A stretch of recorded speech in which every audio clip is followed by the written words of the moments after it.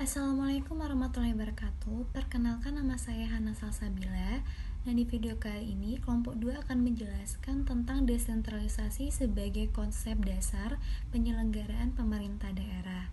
Nah, sebelum kita masuk ke materi, saya akan memperkenalkan terlebih dahulu rekan-rekan dari kelompok 2. Yang pertama itu ada Agung Vio Marisginta, yang kedua itu ada Andrea Victor Wayudi, yang ketiga saya sendiri Hana Salsabila. Nah, yang keempat itu ada Raffi Andri.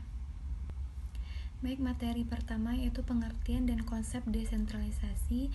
Materi kedua, bentuk-bentuk desentralisasi yang akan dijelaskan oleh Agung. Kepada Agung kita persilahkan.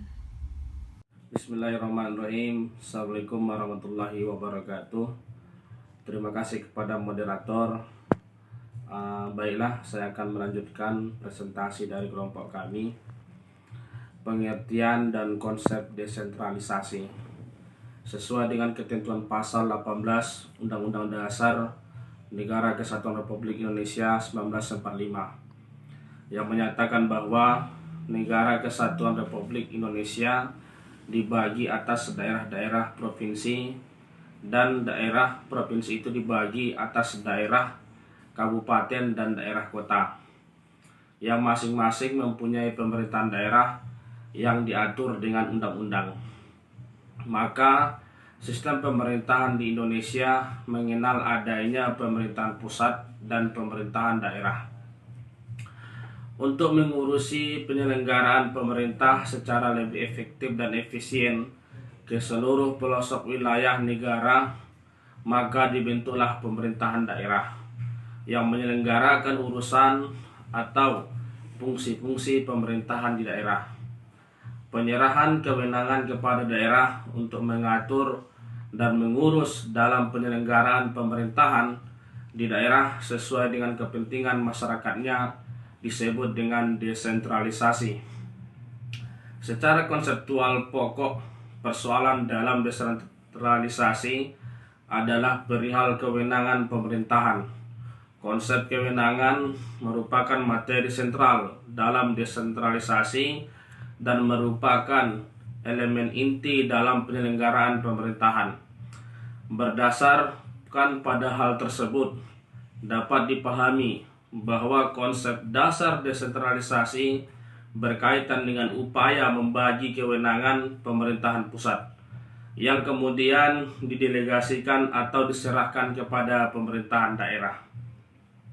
Dengan kata lain, desentralisasi adalah upaya untuk mengubah model pemerintahan yang awalnya bersifat sentralistik menjadi lebih demokratis dengan cara melimpahkan sebagian kewenangannya kepada daerah-daerah. Pendelegasian kewenangan dari pemerintahan pusat dapat dilakukan baik melalui dekonsentrasi, delegasi, ataupun devolusi. Materi ketiga yaitu tujuan desentralisasi, dan materi keempat yaitu kebijakan desentralisasi yang akan dijelaskan oleh rekan saya Raffi. Kepada Raffi kita persilakan. Tujuan desentralisasi, yang mana tujuan dari desentralisasi diantaranya adalah untuk mencegah pemutusan keuangan. Sebagai upaya pendemokrasian pemerintah, daerah akan mengikutsertakan rakyat bertanggung jawab atas penyelenggaraan pemerintah dan dapat menjadikan program-program perbaikan sosial pada tingkat lokal lebih realistis. Tujuan dari desentralisasi tersebut akan dapat tercapai melalui suatu instrumen yang strategis dan efektif. Dalam konteks otonomi daerah, keberadaan Perda pada prinsipnya berperan mendorong desentralisasi secara maksimal. Dalam perspektif politik, tujuan dari desentralisasi dapat dilihat dari sisi pemerintah daerah dan pemerintah pusat. Tujuan dari desentralisasi dari sisi pemerintah daerah adalah untuk mewujudkan political equality, local accountability, dan local responsive. Sementara itu, tujuan dari desentralisasi dari sisi pemerintahan pusat adalah mewujudkan political edukasi, profit training in political leadership, dan create political stability. Dan materi keempat yaitu kebijakan desentralisasi yang akan dijelaskan oleh saya sendiri. Oke, lanjut kebijakan desentralisasi. Nah, kebijakan desentralisasi ini merupakan kebijakan untuk pemerintah daerah agar dapat menyelenggarakan pelaksanaan pemerintahnya sesuai dengan kebutuhan masing-masing daerah. Nah, setiap pemerintahan daerah berhak untuk mengatur serta mengurus daerahnya sendiri, termasuk juga pada pengolahan keuangan daerah. Hal ini tersebut dapat rangka mewujudkan kemandirian daerah. Nah, pelaksanaan kebijakan desentralisasi ini di Indonesia belum sesuai dengan harapan. Ada paling tidak ditunjukkan 6 hal, yaitu yang pertama itu adalah stigma negatif atas implementasi desentralisasi dan otonomi. Itu harus dijawab dengan semangat pendalaman desentralisasi melalui penyegaran kembali nilai-nilai dasar desentralisasi, yakni kesejahteraan publik. Nah, yang kedua itu desentralisasi jangan ditafsirkan atau dikuburkan sebuah bentuk perluasan kekuasaan dan struktur politik berjuasi yang selama ini memang menjadi struktur kekuasaan yang masih bertahan sebagai warisan dari Orde Baru. Nah, yang ketiga itu adalah desentralisasi public service atau pelayanan publik harus memiliki karakteristik yaitu generally cannot cost customer, roles limited by regulation, dan politik institutionalized conflict and complex accountability very often to security, dan action must be just different and objective output differential to state and measure. Yang keempat itu penyelenggaraan kebijakan desentralisasi dan otonomi daerah di Indonesia harus meningkatkan transparansi informasi serta tidak memunculkan peluang dominasi kontrol oleh elit lokal agar dapat menghasilkan informasi yang tidak utuh. Nah, pada gilirannya ini pun akan berdampak kepada efisiensi kelembagaan.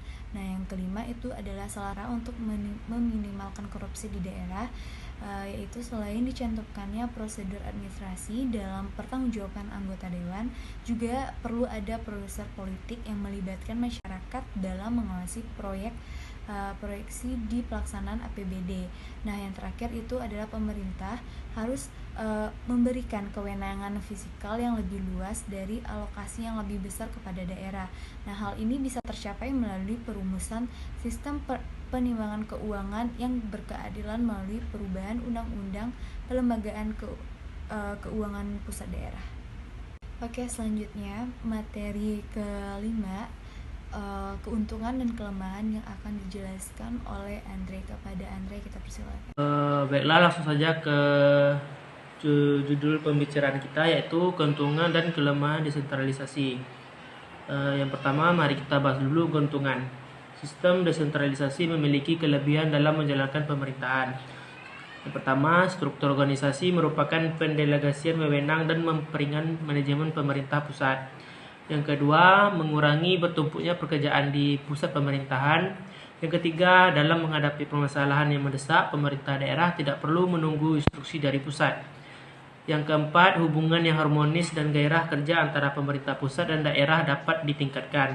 Dan yang terakhir yaitu peningkatan efisiensi dalam segala hal, khususnya penyelenggaraan pemerintah baik pusat maupun daerah, dapat mengurangi birokrasi dalam arti buruk karena keputusan dapat segera dilaksanakan.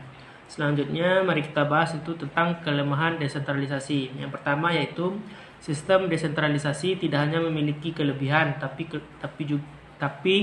juga memiliki kelemahan. Berikut kelemahan desentralisasi. Keseimbangan dan keserasian tujuan dapat mudah terganggu. Desentralisasi dapat memunculkan sifat kedaerahan. Yang selanjutnya memerlukan banyak waktu untuk melakukan penundingan atau musyawarah, memerlukan biaya yang sangat besar. Dan yang terakhir yaitu besarnya organ pemerintahan sehingga membuat struktur pemerintahan jadi kompleks dan dikhawatirkan koordinasi. Baiklah, hanya itu yang dapat saya sampaikan. Saya tutupi dengan membaca Assalamualaikum warahmatullahi wabarakatuh. Yang terakhir itu ada kesimpulan dan saran.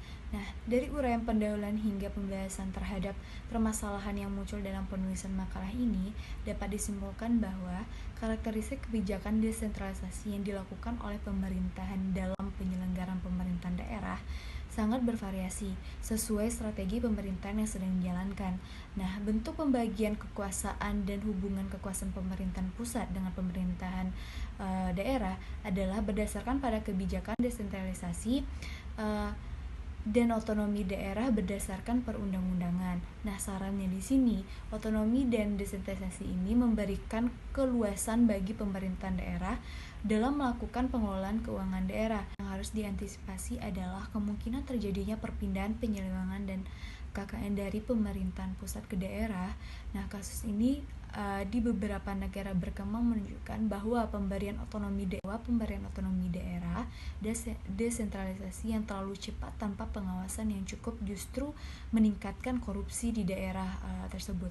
Salah satu cara untuk mengantisipasi masalah tersebut adalah dengan mengoptimalkan fungsi pengawasan oleh DPR. Itulah presentasi dari kelompok 2. Sekian dari saya. Mohon maaf jika ada salah kata. Saya tutup dan terima kasih banyak. Assalamualaikum warahmatullahi wabarakatuh.